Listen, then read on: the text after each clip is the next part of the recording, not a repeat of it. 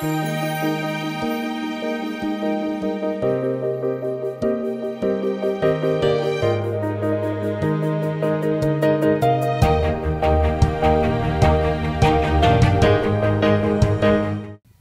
గ్రంథము 21వ అధ్యాయము 22వ వచనాన్ని చదువుదాం. సర్వాధికారి అయిన దేవుడకు ప్రభువును గొర్రెపిల్లయు దానికి దేవాలయమై ఉన్నారు. దేవునికి స్తోత్రం కలుగును గాక. హల్లెలూయా. దానిలో ఏ దేవాలయమును నాకు కనబడలేదు. సర్వాధికారి అయిన దేవుడకు ప్రభువును గొర్రెపిల్లయు దానికి దేవాలయమై ఉన్నారు.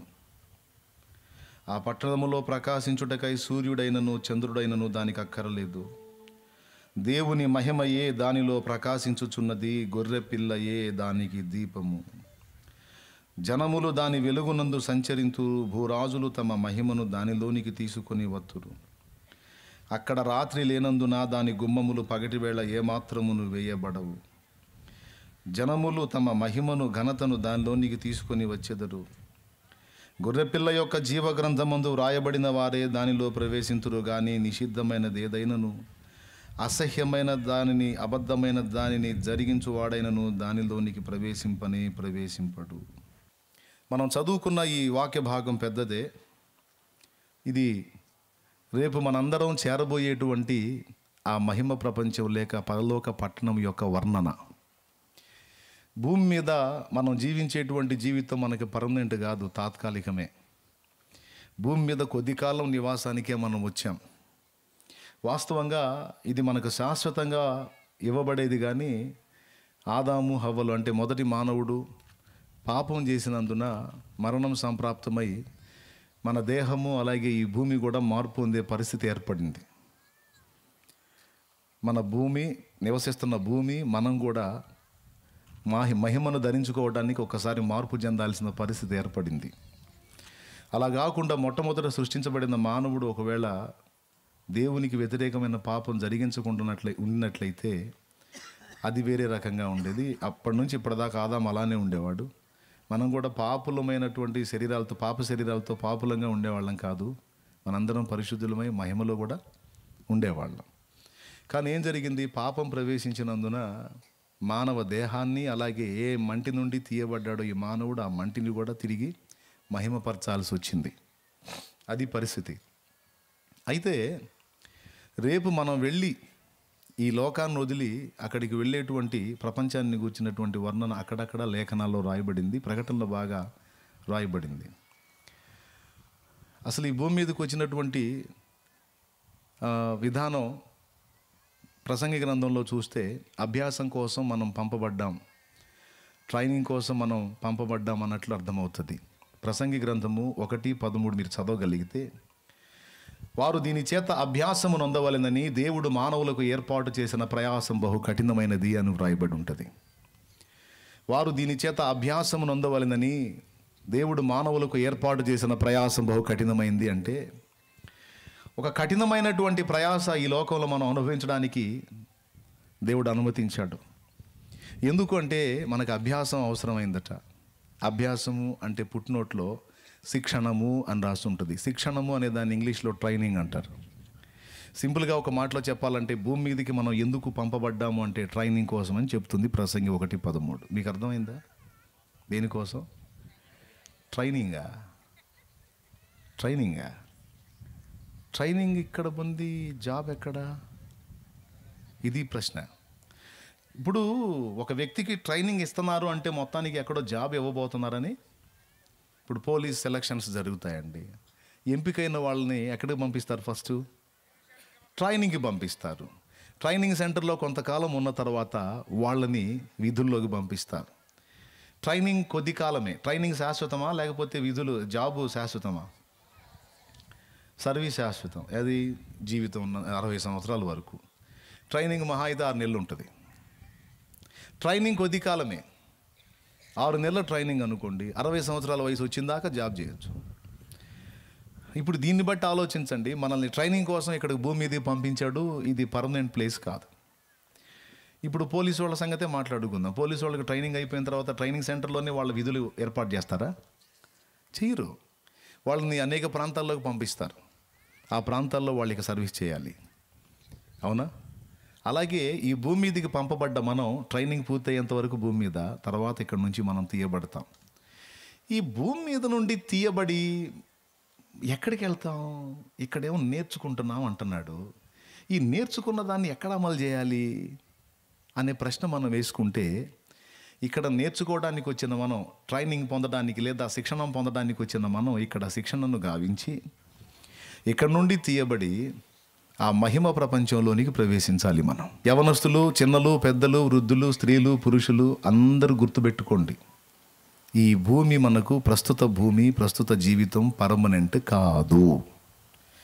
కాకపోతే మన శరీర తత్వాన్ని బట్టి మనకి ఇదే పర్మనెంట్ అనే భ్రమ కలిగిద్ది. లైఫ్ని గురించి ఒక్కొక్కళ్ళు రకరకాలుగా ఆలోచించుకుంటూ ఉంటారు. యంగ్స్టర్స్ ఇంకా ఎక్కువ ఆలోచించుకుంటూ ఉంటారు. ఫ్యూచర్ ప్లాన్ ఇలా అలా అలా అలా ఇలా అలా గాలి మేడలు కడతా ఉంటారు. యవన ప్రాయం కదా, అలా ఉంటుంది. గాలి మేడలు కడతారు పాపం, చిన్నగా ఒక్కొక్కటి కూలిపోవటం మొదలు పెడతా ఉంటుంది. చివరికి ఒక రేంజ్కి, ఒక స్థాయికి వచ్చేటప్పటికి, లేదా ఒక కాలానికి వచ్చేటప్పటికి అసలు ఎట్లా కలలు కన్నానో, అసలు ఎలా ఉందామనుకున్నానో, అసలు జీవితం ఎలా అనుభవిద్దాం అనుకున్నానో, టోటల్ రివర్స్ అయిపోయింది. కట్టుకున్న గాలి మేళ్ళన్నీ కూలిపోయినాయి, శూన్యం మిగిలిపోయింది. ఎందుకు ఈ జీవితం అని విరక్తి చెందిన వాళ్ళు ఇప్పుడు ప్రజెంట్ వృద్ధులు, నడి వయస్కులు. వీళ్ళ డైలాగులు ఇయే. జీవితం ఏదో ఊహించుకున్నాను ఆ యవన ప్రాయంలో, ఇప్పుడు అర్థమవుతుంది వాస్తవం ఏంటో. అందమైన ముఖం చూస్తూ ఉండగానే దాని సౌందర్యాన్ని కోల్పోతుంది. పొద్దున పూట పూసి సాయంత్రానికి వాడిపోయే పుష్పంలాగా ముఖాలు ఒక ఏజ్కి వచ్చేటప్పటికి, సౌందర్యవంతంగా అయ్యే ముఖాలు మరో ఏజ్కి వచ్చేటప్పటికి అవి వికారంగా మారిపోతాయి. ప్రఖ్యాతిగాంచినటువంటి సినిమా యాక్టర్స్, ఒకప్పటి స్టార్స్, తర్వాత ఎలా ఇస్తారండి చిన్నమ్మలకి, బాబాయిలకి, ఒకప్పటి స్టార్స్ చివరికి ముఖాలు మారిపోయి, దేహాలు మారిపోయి, శరీరం దాని స్థితిని కోల్పోయి అట్లా. అలాగే ఈ జీవితాన్ని గూర్చి రకరకాల ఆలోచనలు, ప్లాన్స్, ప్రణాళికలు. ఏమండి, అప్పటికే 60 ఏళ్ళు వచ్చిన ఆయన, లేదా అప్పటికే 50 ఏళ్ళు వచ్చిన ఆయన ఇల్లు కట్టిస్తాడు. కట్టించేటప్పుడు ఏం మాట్లాడతాడు తెలుసా? గట్టిగా ఉంటుందా, 100 ఏళ్ళు గ్యారెంటీనా అంటాడు. నేను అంటాను 100 ఏళ్ళు నువ్వు బతుకుతావా అంటాను. Building okay brother, building guarantee సంగతి తర్వాత. 100 ఏళ్ళు ఒకవేళ ఆ ఇల్లు ఉంటుంది అనుకుందాం నువ్వు కట్టేది, అందులో నువ్వు కాపురం ఉంటావా 100 ఏళ్ళు? నీకు ఎప్పటికే 50. అన్నీ బాగుండి ఏ విధంగా కూడా నీ ప్రాణం పోకపోతే మహా బతికితే ఇంకా ఎగిరి బతికినా ఒక 20 బతుకుతావేమో, 20. నువ్వేమో ఇంకొక 80 అదనంగా ఆశిస్తున్నావు. అంటే నా కోసం కాదులే, పిల్లల కోసం. అంటే నువ్వు ఇక్కడ ఉండేది పర్మనెంట్ కాదని నీకు అర్థమైపోయింది. మరి పిల్లల భవిష్యత్తును గురించి పటిష్టమైన బంగళాన్ని, బిల్డింగ్ని కట్టించాలని వాళ్ళ ఫ్యూచర్కి ఏమండి ఇన్సూరెన్సులు నువ్వు చేయించుకొని, నువ్వు పోతే వాళ్ళకి డబ్బులు వచ్చేటట్టు రకరకాల ప్లాన్లు చేస్తున్నావు. మరి నీ ఆత్మ సంగతి ఏమన్నా ఆలోచించావా అని ఒక మనిషిని మనం అడుగుదాం. ఆత్మ లేదో ఏం లేదు, సత్యేడు పోయేదో బానే అంటుంటాడు. అంత తేలిగ్గా తీసేస్తారు. భూమి మీదకి వచ్చి ఇక్కడ పర్మనెంట్గా బ్రతికేది లేదు, ఒకనాడు ఇక్కడ నుంచి వెళ్ళిపోవాలి, మన ప్రపంచం ఇది కాదు అని అర్థమైనప్పుడు జాగ్రత్త పడాలి కదా. నేను ఎక్కడి నుంచి వచ్చాను, ఎందుకు ఈ మనుగడ సాగుతుంది, చివరికి నా కళ్ళ ముందు నాకంటే చిన్నోళ్ళు పెద్దోళ్ళు పెట్టలు రాలినట్టు రాలిపోతున్నారు, గోడ మీద ఫోటోలు అవుతున్నారు, బజార్లో ఫ్లెక్సీలు అవుతున్నారు. వాట్ ఈస్ దిస్ అని ప్రశ్న వేసుకోవాలి కదా. వేసుకోవాలా లేదా? అందరూ వేసుకోవాలి. ఇంకా చెప్పాలంటే యవన ప్రాయంలో ఉన్న బిడ్డలు మరి నిశ్చయంగా వేసుకోవాలి. ఎందుకంటే బైబిల్లో రాయబడి ఉంది, యవన ప్రాయంలో కాదు, నీ బాల్య దినముల యందే నీ సృష్టికర్తను స్మరణకు తెచ్చుకో అని ప్రసంగి గ్రంథము 11లో రాయబడి ఉంది. 11 ముగింపులోనే అలాగే 12 స్టార్టింగ్ 12వ అధ్యాయం మొదటి నుంచి మీరు చూడగలిగితే ఆ మాట ఉంటుందండి. వాన వెలిసిన తర్వాత మరలా రాకముందే, తేజస్సునకును సూర్యచంద్ర నక్షత్రాదులకును చీకటి కమ్మకముందే, దుర్దినములు రాకముందే, వీటి యందు సంతోషము నాకు లేదు అని చెప్పు సంవత్సరములు నీకు రాకముందే, నీ బాల్య దినముల యందే నీ సృష్టికర్తను స్మరణకు తెచ్చుకో అనే మాట ప్రసంగి 12 మొదటి నుంచి చదివితే అలా రాయబడి ఉంది. ఉంటుందిలే, నాకు వెళ్ళి చూడండి, జస్ట్ రిఫరెన్స్ నోట్ చేసుకోండి అంతే. ఎప్పుడు తెలుసుకోమంటున్నాడు సృష్టికర్త అంటే? ఏ ముసలోళ్ళు అయిన తర్వాత తెలుసుకోకూడదా? తెలుసుకోవచ్చు, ఆత్మకు రక్షణ కలిగిద్ది, కానీ పని చేయలేవు, అక్కడ ఒక హోదాను సాధించలేవు. బాల్య దినముల యందే నువ్వు సృష్టికర్తను స్మరణకు తెచ్చుకొని కనుగొన్నావు అనుకో, ఈ లైఫ్ అర్థవంతంగా ఖర్చు అయింది. చిరు ప్రాయములోనే సృష్టికర్తను తెలుసుకొని ఆయనకి హృదయాన్ని కనెక్ట్ చేసుకోగలిగితే, అలా కనెక్ట్ చేసుకున్నటువంటి వ్యక్తుల జీవితం 100% అర్థవంతంగా ఉంటుంది. అది సార్థకమైద్ది. తెలుసుకుందాం వాళ్ళే భక్తి కార్యక్రమం అంటే చేద్దాంలే. కొంతమందికి వెటకారం భక్తి అంటే, ఎవడురా ఎప్పుడు చూసినా దేవుడు దేవుడు దేవుడు అంటాడు. ఎప్పుడు దేవుడు? అంతా సరుకు అయిపోయినాక దేవుడు. ఇప్పుడు తినాలి, తాగాలి, సంతోషించాలి, ఎగరాలి. అసలు లైఫ్ ఎంజాయ్ చేయాలిరా. ఎంజాయ్ రా, లైఫ్ ఎంజాయ్ చేయాలిరా. ఎవడు ఇప్పుడే దేవుడు దేవుడు దేవుడు అంటాడు. అంటే అంత అయిపోయిన తర్వాత అనుభవించాల్సిన అనుభవించిన తర్వాత చచ్చేటప్పుడు దేవుడు అంటే సరిపోయిద్దంట. చచ్చేటప్పుడు దేవుడా అంటావు, సరే మరి దేవుని దగ్గరికి చేరి ఒట్టి చేతులతో ఉండాలి, ఏం చేయలేవు కదా. రేపు మనకి ఈ ప్రపంచం పర్మనెంట్ కదా, మనకు పర్మనెంట్ ప్లేస్ ఒకటి ఉంది, అది మహిమ ప్రపంచం. ఆ ప్రపంచాన్ని గురించి ఇందాక మీరు చదివింది. దేవునికి స్తోత్రం కలుగును గాక. అక్కడికి మనం ఎట్టి పరిస్థితుల్లో వెళతాం. ఆ వెళ్ళేటువంటి ప్రపంచానికి ఎలా సిద్ధపడాలి అనేటువంటి జ్ఞానము అన్ని వయస్సుల వారు తెచ్చుకోవాలి, జాగ్రత్త పడాలి. సహజంగా ఇట్లాంటి ఆధ్యాత్మిక మాటలు మాట్లాడుతూ ఉంటే కొంతమందికి వెరితనంగా ఉంటుంది, అంటే వయసును బట్టి. మన పర్మనెంట్ ప్లేస్ ఇది కాదు, మనం వెళ్ళి జాయిన్ అవ్వాల్సినటువంటి జాగా ఒకటి ఉంది. యోహాను సువార్త 14వ అధ్యాయం 1వ వచనం కానీ మీరు చూడగలిగితే అక్కడ సాక్షాత్తు యేసు ప్రభు వారు అన్నాడు, మీ హృదయములను కలవరపడనీయకుడి, నా తండ్రి ఇంట అనేక నివాసాలు ఉన్నాయి. దేవుని యందు విశ్వాసం ఉంచుచున్నారు, నా యందును విశ్వాసం ఉంచండి. నా తండ్రి ఇంట అనేక నివాసములు కలవు, లేని యెడల నేను మీతో చెప్పుదును. మీకు స్థలము సిద్ధపరచ వెళ్ళుచున్నాను. తర్వాత ఏం జరిగిందట, నేను వెళ్ళి మీకు స్థలము సిద్ధపరచిన యెడల నేనుండు స్థలములో మీరును ఉండులాగున మరలా వచ్చి నా యొద్ద నుండి మిమ్మల్ని తీసుకొని పోవద్దు. అది మన మాట గుర్తుపెట్టుకోవాలి. మనం ఇక్కడ ఉండేదానికి లేదని చెప్పేశాడు.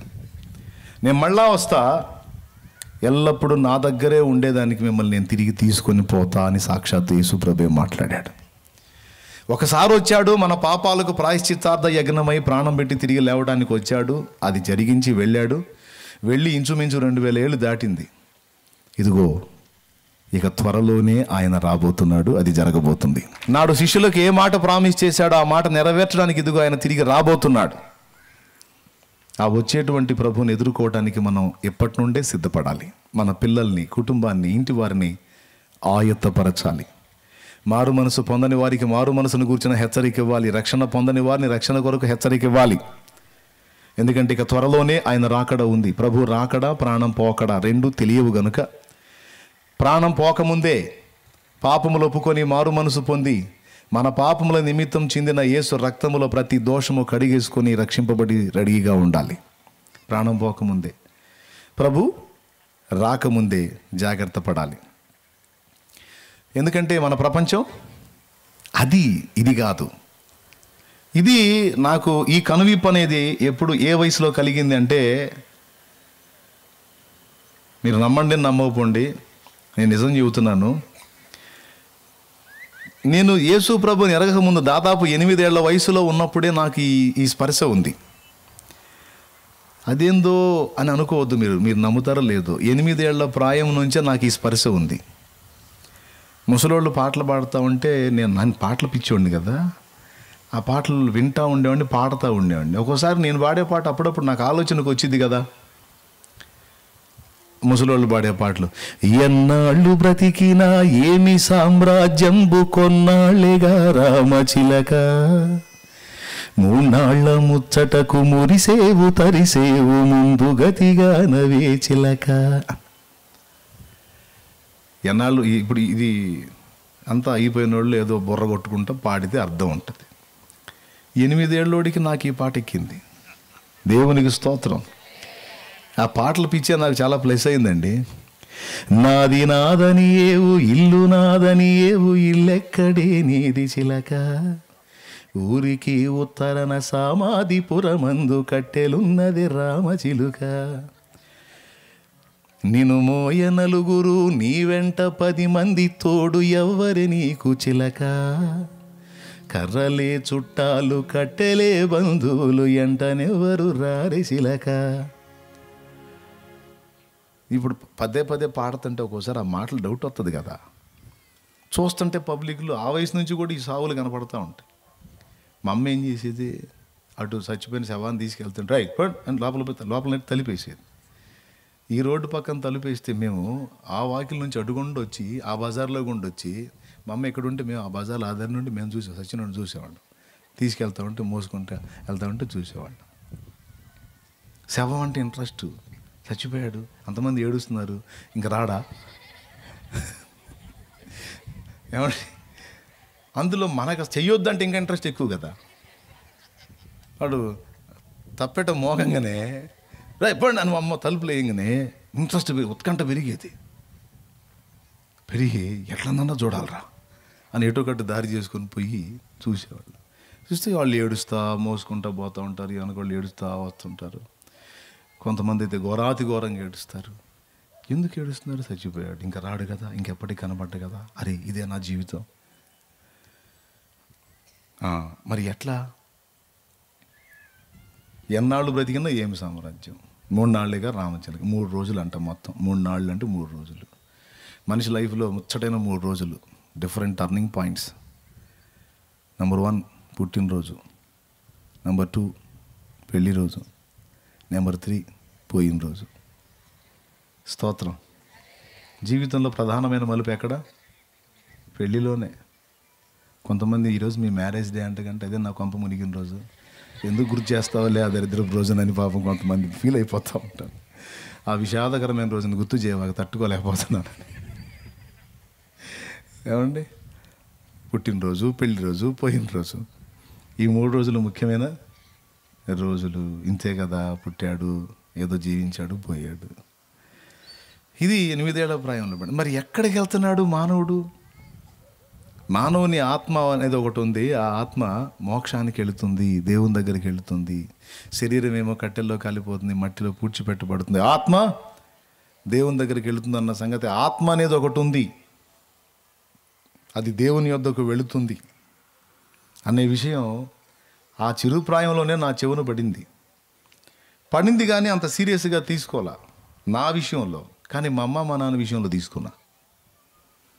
ఎందుకంటే మా అమ్మ మా నాన్న పెద్ద వయసు వాళ్ళు అవుతున్నారు, వాళ్ళు కూడా పోతారు కదా. అంటే నేను పోనని, నేను చిన్నోడిని, నేను ఇప్పట్లో పోను. మా అమ్మ మా నాన్న పెద్దోళ్ళు కాబట్టి వాళ్ళు పోయే అవకాశం ఉంది. కనుక మా అమ్మ మా నాన్న చనిపోకముందే వాళ్ళకి మోక్ష మార్గాన్ని చూపించాలి అనే ఆలోచన 8-9 ఏళ్ల ప్రాయంలో నా హృదయంలో పడిందంటే నమ్మగలరా? అందుకని అప్పటి నుంచే భక్తి పిచ్చి. నా సాక్ష్యం విని ఉంటారు మీరు. భలే ఇంట్రెస్ట్. అయితే చాలా చేస్తూ ఉన్నాను కానీ దేనిలో కూడా నిశ్చయిత దొరకట్లా. ఆత్మ ఒకటి ఉంది, అది కన్ఫామ్. గీత కూడా చెప్పింది ఆత్మను గురించి, ఆత్మ నాశనము లేనిదని. నైనం చిందంతి శస్త్రాణి నైనం దహతి పావకః నచైనం క్లేదయంత్యాపో నశోషయతి మారుతః అంటాడు. నైనం చిందంతి శస్త్రాన్ని, ఆత్మను శస్త్రము ఛేదించలేదు. నైనం దహతి పావకః, ఆత్మను అగ్ని దహించలేదు. నచైనం క్లేదయంత్యాపో, క్లేదం అంటే నీరు, ఆత్మను నీరు తడుపలేదు. నశోషయతి మారుతం అంటే గాలి, ఆత్మను గాలి తరుమజాలదు. ఆత్మ నాశనము లేనిది. మరి నాశనం లేని ఆత్మ ఎక్కడికి వెళ్తుంది అంటే, గరుడ పురాణంలో యమలోకానికి వెళ్తుంది. పాపం చేసిన ఆత్మ యమలోకానికి వెళ్తుంది. యమభటుల చేత ఘోరముగా యాతన పెట్టబడుతుంది. పుణ్యం చేసుకున్న ఆత్మ అయితేనే మోక్షానికి పోయిద్ది, పరమాత్మ దగ్గరికి చేరిద్దని అప్పట్లో పెద్దోళ్ళు చెప్పారులే. ఇప్పుడు మా అమ్మ మా నాన్న పాపుల పుణ్యాత్ముల అంటే నాకు తెలిసి అప్పుడప్పుడు వాళ్ళు తిట్టుకుంటా అరుచుకుంటా కొంచెం ఒక రేంజ్లో గొడవలు చేస్తూ ఉండేవాళ్ళు. ఖచ్చితంగా నాకు కన్ఫర్మ్ వీళ్ళు భయంకరమైన పాపులే. మరి ఈ పాపులు ఎక్కడికి పోతారు? నరకానికే పోతారు, యమలోకానికి పోతారు. ఆ యమలోకంలో యమభటుల చేత, యమకింకరుల చేత చాలా బాధ పెట్టబడతారు. మరి పుణ్యాత్ములు ఏం చేస్తారు? మోక్షపురానికి చేరుతారు. అక్కడ ఉద్యానవనాలు ఉంటాయి, చెట్లకు నీళ్లు పోతుంటారు. మీరు విన్నారా ఎప్పుడన్నా? మన పెద్దోళ్ళు చెప్పేవాళ్ళు, చచ్చిపోయిన వాళ్ళు ఏం చేస్తారంటే పోయి అక్కడ దేవుడి దగ్గర చెట్లకి నీళ్లు పోతారన్న మాట విన్నారా? ఇంటి చేతులు ఎత్తండి, ఏముందాడ? దేవునికి స్తోత్రం. అదే డైలాగ్ మేము కూడా చెప్పుకున్నది. మీరు నమ్మండి, పరదైసు అనే మాటకి అర్థం వనం, తోట అని. ఆశ్చర్యం. పరదైసు అనే మాటకి అర్థం మీరు నిఘంటువులు వెతికితే వనము లేక తోట అని వస్తుంది. ఇప్పుడు మృతి నొందినటువంటి పరిశుద్ధుల ఆత్మలు ఎక్కడికి పోతున్నాయి అని చెప్తున్నారు? పరదైసు, పరిశుద్ధుల విశ్రమ స్థానం. అక్కడ ఏముంటుంది అంటే అక్కడ వనం ఉందట. మరి అదేం వనమో? నిజమేనండి, ఏదేం తోటలో ఆదాము కూడా తోటలోనే ఉన్నాడు. చక్కని చెట్లు, అక్కడ సేద్యం చేస్తూ ఉన్నాడు. పాపం చేయకముందు అక్కడ ఏం చేశాడు? సేద్యం చేశాడు. ఇప్పుడు పరిశుద్ధులైన ఆత్మలన్నీ ఎక్కడికి పోతాయి? ఇప్పుడు పరదైసుకు పోతాయి. జీవవృక్ష ఫలం యొక్క చెట్టు ఎక్కడుంది? ప్రకటన గ్రంథం 2లో ఉంది. దేవుని పరదైసులో ఉన్న జీవవృక్ష ఫలమును భుజింప. అంటే పరదైసులో చెట్లు ఉన్నాయన్నమాట. అంటే చిన్నప్పుడు మనం విన్న మాట నిజమే. చెట్లకి నీళ్లు పోతున్నారా, వ్యవసాయం చేస్తున్నారన్న మనకు తెలియదు, కానీ మొత్తానికైతే పరదైసు అనే దానిలో మాత్రం వనం, అదొక అద్భుతమైన రమ్యమైన విశ్రమమైన స్థలం. పోతే రాబుద్ది కాదు. అందుకే ఇప్పట్లో పోవద్దు, సేవ చేద్దాం.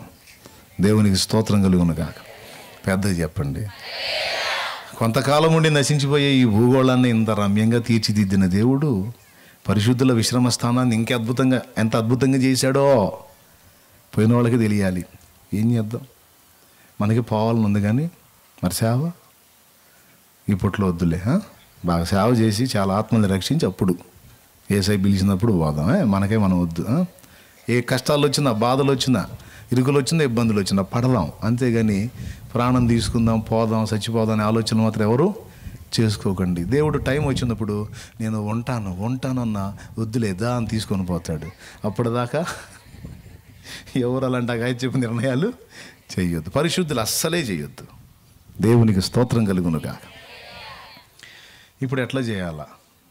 ఆత్మ నాశనము లేనిది. నాశనం లేని ఆత్మ ఎక్కడికి వెళ్తుంది?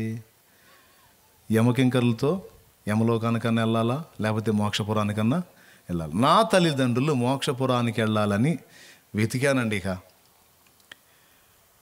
వెతికితే అది వెతికి ఎన్ని వెతికినా మానవ జాతి రక్షణ పొంది, ఆత్మరక్షణ పొందేటువంటి సరి అయిన మార్గం బైబిల్లో దొరికింది పర్ఫెక్ట్గా. 2002లో నా అన్వేషణకు ఒక ఫుల్ స్టాప్ పడింది. అప్పటిదాకా ఇక విస్తారంగా కనపడ్డదల్లా వెతుకుతున్నా, భక్తి చేస్తున్నా కానీ సాటిస్ఫాక్షన్ లేదు, తృప్తి లేదు. ఓకే, ఈ మార్గాన్ని ఇక్కడ నేను నిలబడితే ఇంతటితో నాకు సరిపోతుంది, ఇంకా నాకు ఇక ఏ దేవుడు అక్కర్లేదు, ఈ దేవుడు పర్ఫెక్టు, ఈ దేవుడిని ఆశ్రయించి ఈయన ద్వారా నేను మోక్షానికి వెళ్ళగలను అనే నిరీక్షణ నేను వెతికిన వాటన్నిటిలో దేనిలో కూడా నాకు దొరకల. అందుకే అది మార్చి అక్కడ అది ఉందంటే అటు పోయేవాడిని, ఇక్కడ ఇది ఉందంటే ఇటు పోయేవాడిని. గుట్ట, చెట్టు, పుట్ట, రాయి, రప దేని వదిలిపెట్టల. వెతుకుతూ యేసుప్రభు అంటే పడదు. మళ్ళా మనకి యేసుప్రభు అంటే పడదు. ఎందుకు పడదంటే తెల్లోళ్ళు దేవుడు. ఎందుకు పడదంటే 2 కులాలకు సంబంధించిన దేవుడు, మనోడు కాదు. ఎందుకు పడదంటే మా వాళ్ళందరినీ బొట్లు తీసేసి మొండు మోపుల్లా తయారు చేస్తున్నాడు. కాబట్టి యేసుప్రభు మతం సరైంది కాదు అని ఆ ఒక్కటి మినహాయించి అన్నీ తిరిగా.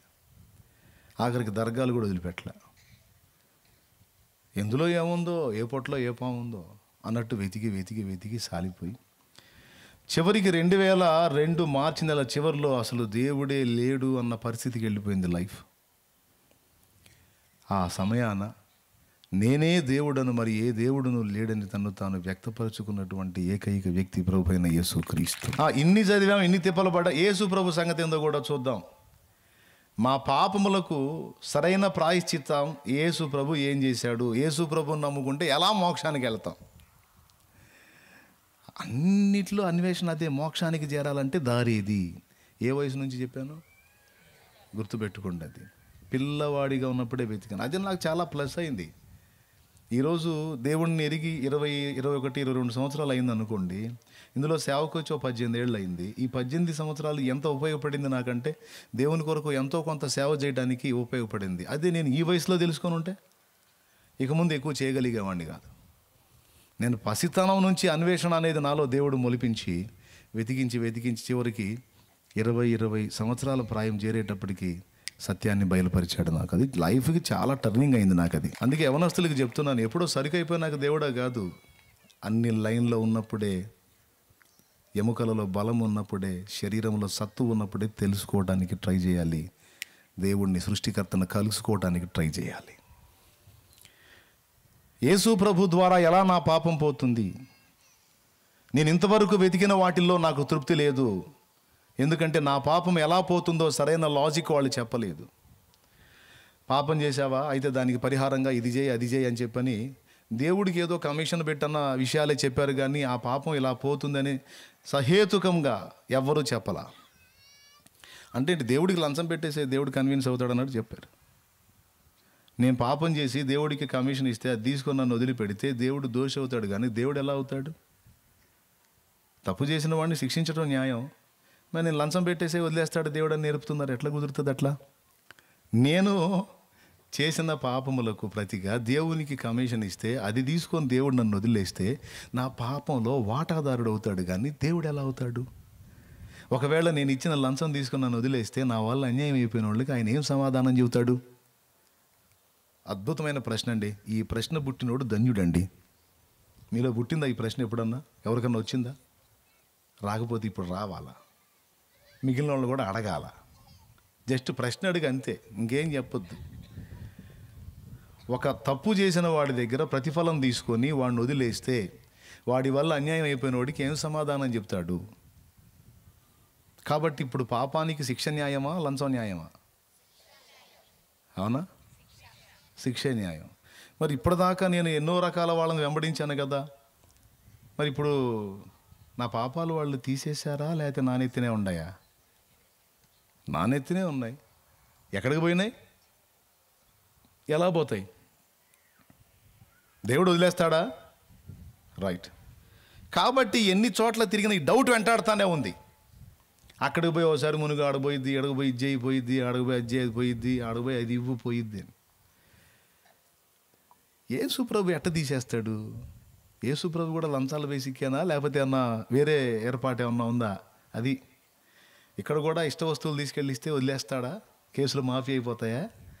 లేకపోతే ఏమన్నా వేరే ప్రత్యామ్నాయం ఉందా అని వెతికితే యేసు ప్రభు దగ్గరికి వచ్చినప్పుడు తిరుగులేని సమాధానం ఏం చెప్పాడంటారు? బాయ్, నువ్వేయో తీసుకొచ్చి నాకు ఇచ్చి నా నోరు మూపియటం కాదురా, అసలు నేను కాదు, నేను నియమించిన న్యాయము నిన్ను అడుగుతుంది. నువ్వు పాపివి, నువ్వు పాపాలు చేశావు, ఆ పాపాలకు ప్రతిగా న్యాయం ప్రకారం నువ్వు శిక్ష పొందాలి. ఇక నువ్వు ఏ లంచాలు ఇచ్చినా తీసుకొని నిన్ను వదిలిపెట్టాను అనుకో, నీ పాపంలో నేను వాటాదారుని అవుతాను, కానీ న్యాయాధిపతిని గాను. న్యాయం ప్రకారం ఏం చేయాలంటే నీ పాపాలకు నేను శిక్ష విధించాలి, అంతే న్యాయం. ఏమయ్యా, నువ్వు దేవుడివి, మమ్మల్ని సృష్టించావు. ఇప్పుడు మమ్మల్ని చేసేటప్పుడే నీకు తెలీదా మేము తేడా పడతామని? దేవుడు అంటే భూత భవిష్యత్ వర్తమాన కాలాలు ఎరిగినోడు అంటారు కదా. మేము చేయకముందే మా బతుకులు నీకు తెలుస్తాయి కదా. అసలు ఉనికిలో లేని మమ్మల్ని సృష్టించనేలా? ఉనికిలో లేని మమ్మల్ని ఉనికిలోకి తేనేలా? మేము ఈ పనికిమాలిన పనులు చేయనేలా? మమ్మల్ని పట్టుకొని నువ్వు నరకంలో వేస్తానని మాట్లాడనేలా? అసలు మమ్మల్ని సృష్టించమని మేము అడిగామా? కరెక్ట్ ప్రశ్నేనా? Logical question. దేవునికి స్తోత్రం. ఎంతమంది కరెక్ట్ అనిపించిందండి? ప్రశ్న కరెక్టా కాదా? దేవుడిని నిలదీశాం ఇప్పుడు అందరం కలిసి. అసలు మమ్మల్ని సృష్టించమని మేము చెప్పామా? చేశావు. సరే, చేసినోడి బాగానే ఉంది. చేశావు, సృష్టి చేశావు, మళ్ళీ పాపం చేయొద్దన్నావు. ఊరుకున్నావా? నువ్వు ఏదొద్దన్నావు అదే చేశాము. ఉనికిలో లేని వాళ్ళని చెయ్యనేలా? మేము పోయి నీకు వ్యతిరేకమైన ఆ పాపం చెయ్యనేలా? నువ్వు మమ్మల్ని పట్టుకొని అగ్నిలో వెయ్యనేలా? మాకు ఈ బాధలు ఎలా? అసలు ఏంది, ఎందుకు? సరే, సృష్టించావు, పాపం చేశాం, తప్పించుకునే దారి ఏదైనా నువ్వు చూపించావా లేదా? చూపించకపోతే కేసు నీదే దేవా. చూపించకపోతే నువ్వే సమాధానం చెప్పాలి, మేము చెప్పటం కాదు, నువ్వు చెప్పాలి సమాధానం. చూపిస్తే మాత్రం మాకు సౌండ్ ఉండదు. చూపించాడు దారి. ఏంటి దారి అంటే, మిమ్మల్ని అందరినీ ప్రేమను బట్టి నేను నిర్మించుకున్నాను, సృష్టించుకున్నాను, ఉనికిలోకి తెచ్చాను. ఆ ప్రేమను బట్టే మీకు స్వేచ్ఛనిచ్చాను. ఆ ప్రేమను బట్టి నేను ఇచ్చిన స్వేచ్ఛను దుర్వినియోగం చేసి నాకు ఇష్టం లేని పనులు మీరు చేశారు, నాకు వ్యతిరేకమైన పనులు చేశారు. అది పాపం. ఆ పాపానికి నేను నియమించిన న్యాయం ప్రకారం, ధర్మశాస్త్రం ప్రకారం శిక్ష ఉంది. అయితే నా ప్రియమైన బిడ్డలారా, నేను మిమ్మల్ని ప్రేమిస్తున్నా, ప్రేమతోనే చేసుకున్నా, ప్రేమతోనే స్వేచ్ఛనిచ్చా. ఆ స్వేచ్ఛను దుర్వినియోగం చేసి మీరు పాపము చేస్తే అయినా నేను మిమ్మల్ని ప్రేమించి ఆ పాపం నుండి న్యాయంగా బయటికి రావడానికి వేరే మార్గం లేదు. నీ పాపాలకు న్యాయంగా శిక్ష విధించా, జడ్జిగా శిక్ష విధించా, జడ్జిగా. అయితే ఆ శిక్ష మీ మీద పడకుండా నేనే భూమి మీదకి వచ్చి భరిస్తా. ఎందుకంటే నేను మిమ్మల్ని ప్రేమిస్తున్నాను గనక, మీరంటే నాకు ప్రాణం కంటే ఎక్కువ గనక. ధర్మశాస్త్రానికి ఇప్పుడు నేను సమాధానం చెప్తా. ఏమని అంటే, ఇదిగో నా బిడ్డలు చేసిన పాపానికి ఇదిగో నేను వెల చెల్లించాను అని. మీ చేతుల దోషానికి ఇదిగో నా చేతులు, మీ కాళ్ళ చెడు నడతకి ఇదిగో నా పాదాలు, మీ తలలో దుర్యోచనలకు, తప్పుడు ఆలోచనలకు ఇదిగో నా తలముళ్ళు, మీ సర్వ శరీరంతో మీరు చేసిన అపరాధములన్నిటి కొరకు ఇదిగో నా దేహమంతా నాగలి సాళ్ల వలె దున్నబడి సర్వ శరీరము తూట్లు తూట్లు గాయాలై నా ప్రాణం మీకోసం పెట్టి తిరిగి లెగుస్తా. శిక్ష పడిద్ది, అయితే మీ మీద కాదు, నా మీద వేసుకుంటాను. దీనివల్ల నా ప్రేమ మీకు అర్థమైద్ది. అప్పుడు మీరు నా ప్రేమను నిజంగా అర్థం చేసుకుంటే ఒకరి బలవంతం లేకుండా మీ అంతటా మీరే మీ జీవితాన్ని మార్చుకుంటారు.